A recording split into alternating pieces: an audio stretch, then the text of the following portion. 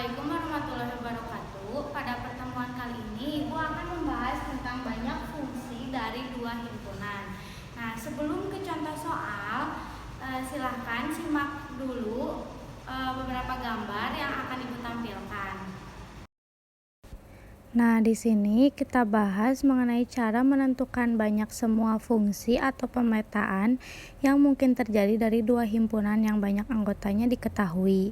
Yang pertama ini ada fungsi dari A dengan anggota himpunan A, B ke B dengan anggota himpunan P. Banyak fungsi dari A ke B itu ada satu cara seperti ditunjukkan pada gambar tersebut.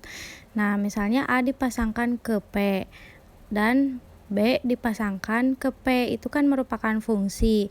Nah, berarti ada satu cara. Selanjutnya yang kedua, fungsi dari A dengan anggota himpunan A ke B dengan anggota himpunan P, Q. Banyak fungsi dari A ke B ada dua cara, seperti ditunjukkan pada gambar tersebut.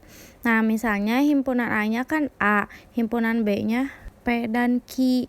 Nah, A itu bisa dihubungkan ke P.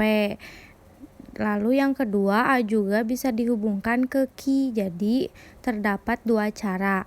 Lalu yang ketiga, ada fungsi dari himpunan A dengan anggota A, B, dan C ke himpunan B dengan anggota P dan Q.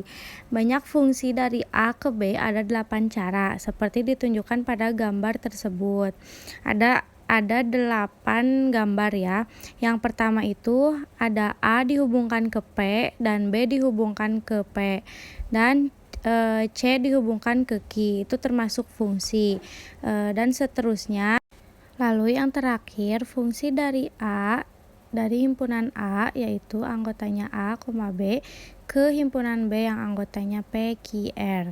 Banyak fungsi dari A ke B ada 9 cara seperti ditunjukkan pada beberapa gambar tersebut.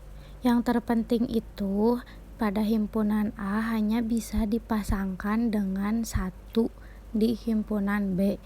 Jadi himpunan A itu tidak bisa dipasangkan dengan dua, jadi hanya satu ya. Jangan sampai terbalik. Langsung saja ke contoh soalnya.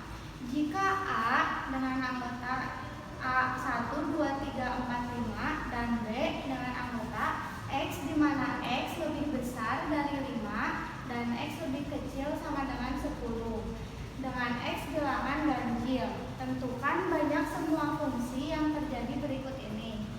Untuk A, fungsi dari A ke B dan yang B fungsi dari B ke A. Langsung saja kita jawab.